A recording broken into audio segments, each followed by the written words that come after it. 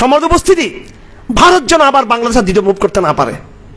আমি জামাত ইসলামী করি না, আমি ছাত্র শিবির করি না, আমি কওমি আলেম, কিন্তু আমি মওলানা মতিউর নিজামীর শাহাদাত আমি স্বচক্ষে দেখেছি। আমি মোল্লা কামরুজ্জামান সাহেব আমি দেখে উনি যখন ফাঁসি নিয়ে দেওয়া হচ্ছে আমাদের সামনে থেকে কাশিমপুর কারাগার থেকে, এই দৃশ্য আমি দেখেছি। আমি শফিক সাহেব মাসুদকে জিজ্ঞেস করেছি, আমার সাথে ছিল, উনি ছিলেন আমার সাথে।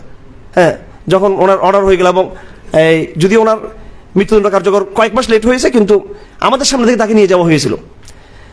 এখন এই যে হত্যাকাণ্ড কতগুলো আমরা ভুলে গেছি, কিন্তু নির্মম এই সমস্ত নিষ্ঠুরতাগুলো।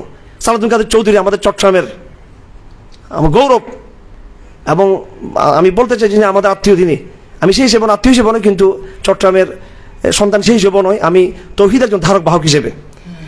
ওনাকে এবং মুজাহিদ ইসলাম সাহেবকে ঘুম থেকে ডেকে বলা হলো যে আপনাদের ফাঁসি হবে।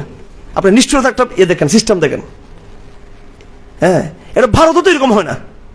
ঘুম থেকে ডেকে একটা মানুষ যখন রাত 11টা বেজে, সাথে বুঝে এখন তো তার কোনো তাকে কর্তৃপক্ষ তাকে কিছু বলে নেই। একজন মানুষ যখন ফাঁসবে তাকে তো বলা হয়, আগে থেকে তাকে ইনফরমেশন দেওয়া হয়, তাকে তার খাবারটা রেডি করা হয়, তার গোসল পানি আনা হয়, তাকে বলা হয় সেটা। রাত 12টা বাজে ঘুম থেকে ডেকে বলতেছে যে আপনাদের ফাঁসি কার্যকর করা হবে। এই রাষ্ট্রটা কোন পর্যায়ে গিয়েছে, এগুলো যারা আমরা কারাগারে যারা আমরা যাই নাই তারা বুঝবো না, যারা আমরা গিয়েছি এরকম বহু দৃশ্য ভয়াবহ দৃশ্য, এগুলো যেগুলো আমরা কল্পনা করতে পারবো না।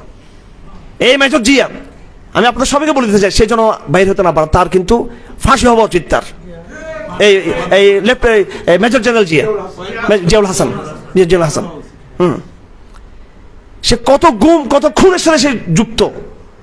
এই সমস্ত এই এলিমেন্টগুলো যদি না থাকতো, হাসিনা কোনোদিন এত দুঃসাহসিকতা বা স্পর্ধার সাথে সে বাংলাদেশে এইভাবে ইসলামকে মুসলমানদেরকে সে দমাতো না কেন। সুতরাং বিগত দিনের স্যাক্রিফাইস, তাগুত বিরোধী স্যাক্রিফাইসে আমাদের সকল রক্ত কিন্তু এক নদীতে প্রবাহিত হয়েছে। আগামী দিনও আমাদের ঘাম রক্ত এক নদীতে প্রবাহিত করে ঐক্যবদ্ধ থাকে। এই তাগুতের ডেফিনেশন কিন্তু অনেক লম্বা, এটা শুধু হাসিনা পর্যন্ত সীমাবদ্ধ নয়। এটা এর পিছনে ভারত, এর পিছনে ইহুদি শক্তি, এর পিছনে আন্তর্জাতিক শক্তি, এগুলো সবগুলোকে আমাদের হিসেবে রাখতে হবে। আর কিছু শত্রু আছে পশ্চিমা শক্তি, এরা হচ্ছে ভদ্র তাগুত, মানে আর একটু স্মার্ট তাগুত এরা। হ্যাঁ, এরা হচ্ছে ইন্ডিয়া হচ্ছে জিরো টলারেন্স, মেরে ফেলো, ফাঁসি দিয়ে ফেলো, খুন করে ফেলো, দমে ফেলো। আর ওরা হচ্ছে অন্য সিস্টেমে, এখানে তারা, এগুলো আমরা বুঝি। সকল শত্রুকে চিনতে হবে, সকল তাগুতদেরকে চিনতে হবে, আদর্শিক জায়গাটা আমাদের ঠিক করতে হবে।